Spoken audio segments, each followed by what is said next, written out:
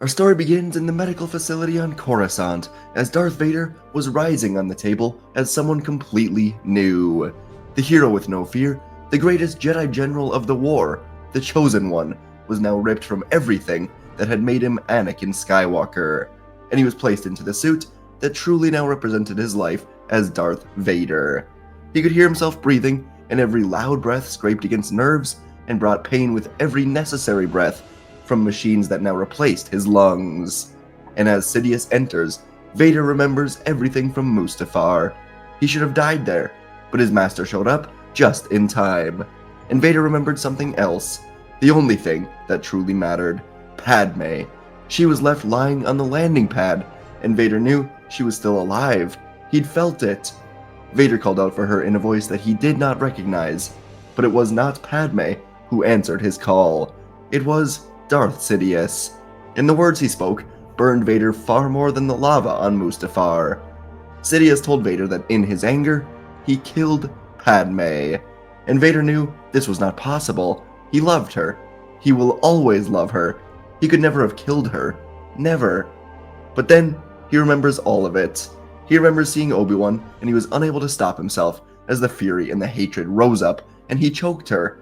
And Vader came to a realization. He did kill her. He killed her because when he finally could have saved her, when he could have gone away, left Mustafar, left the Sith, left the galaxy, Vader instead was thinking only about himself. And in this moment, Vader realizes the final cruelty of the Sith. All he will ever have is himself. And the rage, the fury, it all rose back up as Vader broke free of the restraints and began using the Force to rip apart the machines and the table in here, equipment smashing into walls, and Vader turned to face Sidious. He was grotesque, and he was smiling at Vader in this moment, and this only made Vader more angry. He told Sidious that he lied. The dark side did not save Padme, it killed her.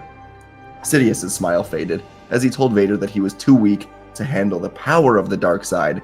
He could have saved her if he only knew how to control the power, and Sidious said that he will teach him to do that in time. But Vader's anger did not subside. The last thing he needed right now was a lecture. So Vader screamed that he will show Sidious power, and he reached out, grabbing him in a Force choke. Sidious was lifted off the ground, but this lasted only a moment, as both of his hands reached out, and blue tendrils of lightning burned into Vader. The Dark Lord screamed in agony, lightning shutting down his suit and all of his remaining nerves, once more in extreme pain.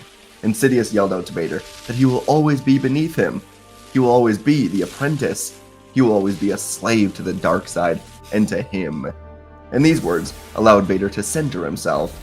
As the lightning poured into him, Vader focused all of his rage, anger, and hatred on Sidious. He searched the Force for Sidious's lightsaber. As the lightning burned into him, Vader focused, and he found it deep in Sidious's robes. He could feel the red crystal, and it was like it were calling out to him. And so Vader ignited it, and the lightning suddenly ceased.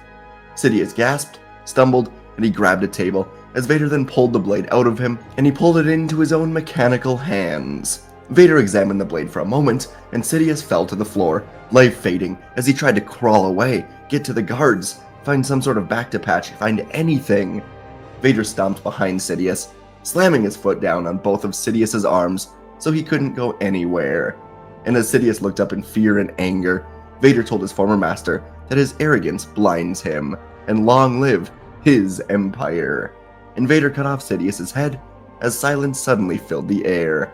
Vader closed his eyes, and he felt the dark side of the Force, the entire galaxy, in the palm of his hand, and he could take any path that he wanted. But in the end, none of them would ever make him satisfied, much less happy. Even Sidious's death brought Vader nothing but hatred. He lost everything. The galaxy took everything. And now he would take the galaxy for himself. Vader turned, walking out of the medical facility completely alone, and the 4 red guards waiting by the shuttle looked to each other and then held up their staffs. Vader told them to bow to their new emperor, and when they hesitated, Vader snapped their necks and threw them over the edge. He would not stand for this disloyalty.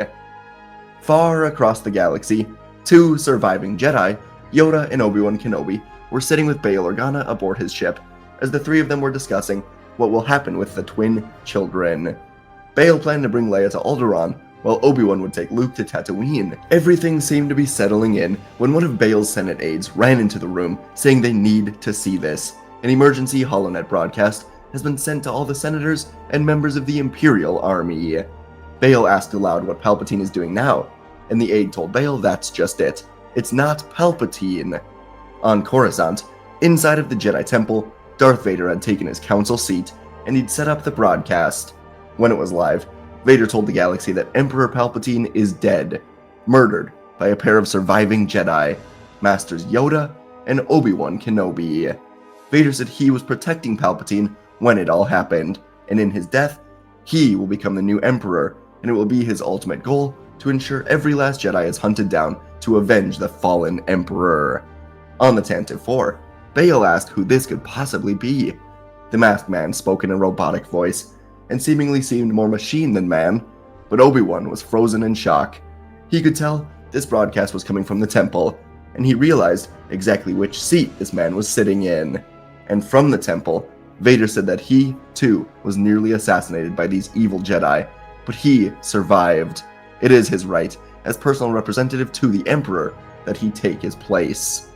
Vader reached up, clicked the buttons to remove his mask, and he slowly removed the top of it to show the galaxy the deeply burned, scarred, and deformed face of Anakin Skywalker. Bail said it can't be, and both Yoda and Obi-Wan realized they must re-evaluate everything. Vader, Anakin, is alive, and he will not stop searching for them until they are dead.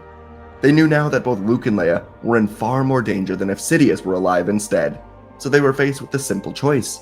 They must find Vader and destroy him before Vader can find them first. But Bail suddenly said that is not the best idea. The Jedi are already extremely hated, and if the two of them even try to get close to Vader, they will be killed immediately. Pictures of their faces were going to spread through the galaxy like wildfire. Instead, Bail continued, saying that this Emperor will crumble from within. Obi-Wan considered this for a moment, then realized Bail may be right. For all of Anakin's strengths and his heroics in the war, there was always one thing he hated above the rest. One thing he simply was not all that good at: politics. Dealing with senators, regulations, rules, it was all far too boring and complicated for Anakin, and Vader will likely be the same way. His rule as Emperor will be one of power, but Bail said there will be many in the Grand Army who see him as vulnerable. And so, the two Jedi would go into hiding together, out in the furthest regions of the galaxy, where they and the children would not be found, and they would choose to remain here and observe the events of the galaxy, as it was now ruled by Lord Vader. And the galaxy, already teetering under the weight of the ending war, fell into a state of fear that rippled across the star systems. Vader's presence as the new Emperor was imposing, and while his unparalleled power quelled any immediate dissent, cracks in his rule began to emerge almost immediately. Many of the senators and the governors spread across the planets controlled by the Empire were fiercely loyal to Palpatine, and they all thought of Skywalker or Vader to be nothing more than a boy in a mask. Within weeks, Vader's lack of political expertise was glaringly apparent, but he loved the control, and soon Mas Amedda, Tarkin, and other key figures in the Empire found their influence greatly diminished as Vader took direct control of everything he thought could be important. The galaxy, already strained by the years of conflict, only spiraled further into disarray, as Vader's decisions created logistical headaches, disrupted trade routes, and alienated neutral systems. The systems of the core were a bit disrupted under his rule, while the Mid and Outer Rim suffered under the weight of his relentless campaigns to find the remaining Jedi survivors. The people of the galaxy were suffering, and they were beginning to see that the Jedi were just a problem being used to distract them from their true enemies in the government. Vader could of course sense this dissent and this hatred for his empire, so in order to maintain order, he leaned on the one thing he excelled at: military power. Entire planets were ravaged on little more than whispers of Jedi loyalists. Kamino was ordered to produce more clones, but the accelerated aging of the soldiers meant an ever-diminished supply of truly capable troops, and despite their loyalty, the clones were being stretched thin, as Vader deployed the 501st and many other legions to crush even the faintest flicker of resistance. And as more clones were produced, many of the ones that fought for the Republic were seeing their inhibitor chips begin to wear down, and they would just find ways to leave the Empire and go start a life elsewhere. While Vader terrorized the galaxy, and as his empire was collapsing from within, Tarkin and Mas Amedda began to conspire. Both men recognized that Vader's reliance on brute strength was unsustainable. The Imperial machine was doomed under his rule. Civil unrest was growing, whispers of rebellion were surfacing on worlds that had once welcomed the Empire, and Tarkin saw an opportunity. So, quietly, he began conscripting civilians, building a new army that would be loyal to the Empire, but not to Vader, across planets that Vader attacked. These people saw the clones raid their planets, and they knew the Empire could be better. Tarkin sold them on peace, loyalty, and help with restoring their planet. These soldiers were eager to prove themselves, seeing the clone troopers as relics of a failed republic, a failed empire. And meanwhile, Vader's wrath only increased as dissent spread. Entire cities were burned to the ground, populations were wiped out under the guise of rooting out Jedi sympathizers. Planets like Chandrila and Ryloth both were the brunt of his fury, inhabitants massacred for perceived disloyalty, and Vader personally visited Chandrila to eliminate Mon Mothma, who was not exactly proven guilty of anything, but Vader knew she was not loyal to him. And yet, for all of his power, Vader only got more reckless, more angry, more impulsive, because no matter what he did, he just felt empty, alone. He thought the further down the dark path this went, the more he would forget about Padme, but she was always on Vader's mind, as he went against everything she'd ever believed in. Each invasion further alienated the galaxy and eroded the Empire, and by the end of the second year of Vader's rule, Tarkin and Mas Amedda's plans had come to fruition. Thousands of conscripted soldiers were trained and ready in secret worlds that Vader thought he crushed into submission, loyalty secured by promises of stability and prosperity. And while Vader was distracted by his relentless hunt for the Jedi, Tarkin amassed his forces in secret. The galaxy's patience with Vader's reign was wearing thin, and murmurs of civil war were becoming louder. And the final act of these years of destruction and hunting Jedi unfolded on Bos Pitti, a remote, desolate world rumored to be the hiding place of Quinlan Vos. And Vader, accompanied by Commander Appo and the 501st Legion, descended to the planet and into this village where his presence was reported. The village was eerily quiet, inhabitants long gone or in hiding. And Vader was soon sensing a trap, but he pressed forward, rage and arrogance blinding him to any caution. And as Vader turned a corner, chaos would erupt as a pile of explosives suddenly erupted right in front of Vader. The Dark Lord was thrown far into nearby trees, damaged but alive. And hidden in the dense foliage, the abandoned buildings of this village, Tarkin's new conscripts ambushed the clones. Blaster fire rained down, cutting through the 501st with ruthless speed. Commander Appo was among the first to fall, helmet shattering as he was struck by the blaster fire. The clones, though fiercely loyal, were overwhelmed and slaughtered as the chaos around them was coming from every angle. They fought hard, but ultimately, the people took down the 501st as Vader re-entered the village to fight, only to find he was the only one left of this entire unit. He looked to the ground, and Appo's helmet was cracked, broken, and bloody as Vader saw his own cracked reflection. He stood alone, always alone, in the ruined village, surrounded by the bodies of the once loyal soldiers. Hundreds of Tarkin's conscripts emerged from the shadows, blasters trained on the Sith Lord. And from the edge of the battlefield, Tarkin stepped forward, his own expression cold and resolute. Vader's lightsaber was ignited, casting a red glow on the dry ground as he slowly turned to examine his enemies. Tarkin called out to Vader, saying his power is to be admired, but he is not fit to be an emperor any longer. Surrender now, and he can negotiate a new position in his empire. Silence filled the air, only broken by the sounds of Vader's breathing, and Vader closed his eyes, feeling the fear of everyone surrounding him.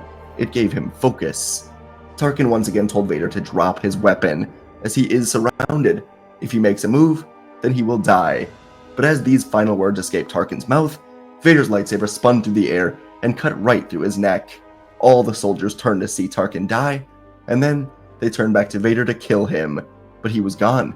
The soldiers looked around in a panic, and moments later, Vader slammed back into the ground, fist causing a wave that spread throughout the soldiers, knocking them down as they scrambled to get to their feet, grabbing their blasters. One by one, with speed and skill that was only thought to be told in old stories, Vader cut down the soldiers, redirecting blaster fire, ripping apart buildings, and within just minutes, Vader stood alone as the only one left alive. He slowly walked over to Tarkin's decapitated body, picked up the beeping comlink, and Vader answered it to find a hologram of Mas Amedda, who was obviously expecting Tarkin to answer. Mas Amedda had to gather himself, and then he told Vader he'd better prepare for war. and Vader crushed the comlink in his fist. Before long, the Empire fractured into warring factions, sparking a new, brutal civil war. Vader, enraged by the betrayal, gathered the remnants of the clone army, his loyal Imperial forces, to crush these planetary governors, who would be rising against him in Tarkin's honor. These governors, emboldened by Tarkin's vision of a new empire, rallied their planet's populations to resist Vader's tyranny, painting him as the true oppressor of this galaxy. The Imperial Civil War would be devastating. Entire worlds would be sucked right back into war, not long after the Clone Wars ended. The people were not happy. The Empire's once mighty infrastructure would crumble under the weight of the constant infighting. Supply lines were cut, fleets divided, planets that had once feared the Empire began to rise up in rebellion that the Empire was too distracted to notice or even really care about. Vader's relentless assaults on Imperial systems only deepened the divide, and his dwindling clone forces, becoming aged and overworked, could not sustain yet another horrible, prolonged conflict. The planetary governors, though less organized, used their superior numbers and local supports to strike decisive blows, driving the conflict into a prolonged stalemate. Amid all of the chaos, the Rebel Alliance saw an unprecedented opportunity, but one Bail Organa had been preparing for since the rise of Vader. For years, the rebellion had been scattered, operating in the shadows to avoid any detection. And now, with the Empire's attention focused inward on fighting itself, rebels could infiltrate Imperial ranks, sabotage supply depots, steal weaponry, sowing even more mistrust among the factions. And among these many rebels was Ahsoka Tano, as she initially went into hiding after learning of Anakin's fate. But now, she was back in the fight, and she had hundreds of clone troopers on the inside, ripping the Empire apart. By the third year of this civil war, the Empire was a shadow of its former self. While it was still the commanding government of the galaxy, the people knew it was only a matter of time. Vader's forces were isolated, holding on to a handful of systems where his grip remained strong. The governors, having lost much of their strength in the grueling conflict, were no longer unified, with many turning against one another for their own territorial control. And meanwhile, the rebellion had transformed into a unified military force, commanding fleets, armies, capable of challenging what remained of the Imperial war machine. The rebellion had now emerged from hiding, and from the inside of the Imperial ranks, to be a legitimate, united faction in this galaxy. There were now a few thousand clones in the rebellion, and countless people from the planets involved in this new civil war. And now, there were even Jedi. Obi-Wan Kenobi and Grandmaster Yoda would finally come out of their hidden exile to find many of the rebels gathered on the salt planet of Crate. Luke and Leia, now around 5 years old, were showing some Force potential, and so the Jedi decided to help bring down the Empire before the twins are found by Vader. Yoda and Kenobi knew it was time to face him, and years ago, defeating Vader really wouldn't have done much to bring down the Empire. But now that his empire in ruins, destroying him could be the final necessary step, and they had just the way to bring Vader right to them. All the way on Coruscant, Darth Vader was floating in his bacta tank and staring at a reflection of himself.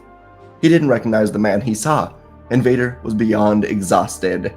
Anakin was no more. Vader killed him almost solely because he wanted Anakin to have the mercy of not having to deal with this civil war that he helped create. His galaxy was in chaos. He was losing control, and he didn't know what to do except for keep on fighting. And today, Vader allowed himself to try and get some rest, but as he closed his eyes and he let his mind drift, it was not rest that he would find. Instead, Vader would feel a call in the Force. It was a presence that he would never forget. Obi-Wan. And Vader could see him on Tython, meditating on the Seeing Stone, calling out for Vader. Vader knew he should prepare an entire fleet. He should bring everyone to make sure Kenobi is captured. He knew that's what he should do. On Tython, many hours later, Yoda and Obi-Wan both suddenly felt a shift in the Force as one single ship emerged from hyperspace. Vader has come here, alone. He simply couldn't resist the urge to kill Obi-Wan himself, and the two Jedi waited as Vader slowly landed his ships below the rocks, and he emerged looking up at the two Jedi. Vader slowly ignited his blade, and there were no words that needed to be spoken here. Obi-Wan ignited his saber, and Yoda his, the new one he crafted over these years.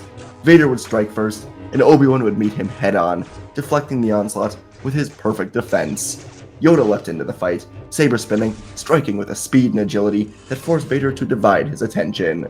The battle moved across the rocky grounds, the clash of the sabers sending echoes through the desolate land, and Vader fought with strength and desperation, every swing of his blade carrying the weight of his rage, pain, regret, and hatred for everything in the galaxy.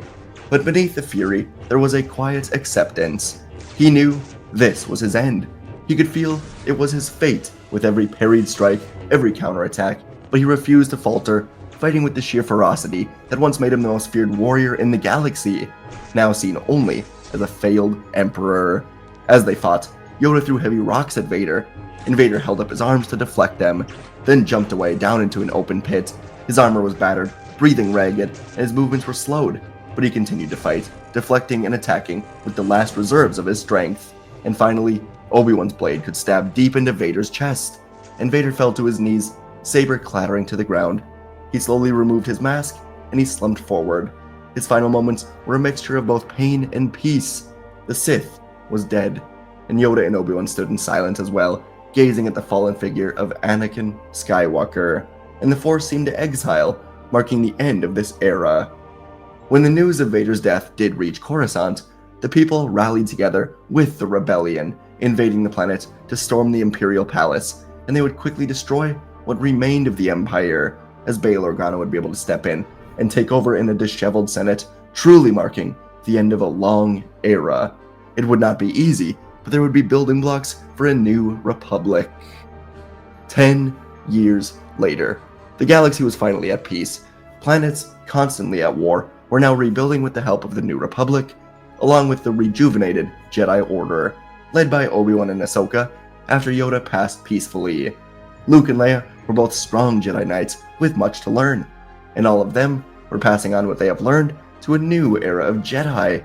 Obi-Wan would never be the same man that he was during the Clone War, but he found purpose in leading the new era of Jedi in unison with the New Republic.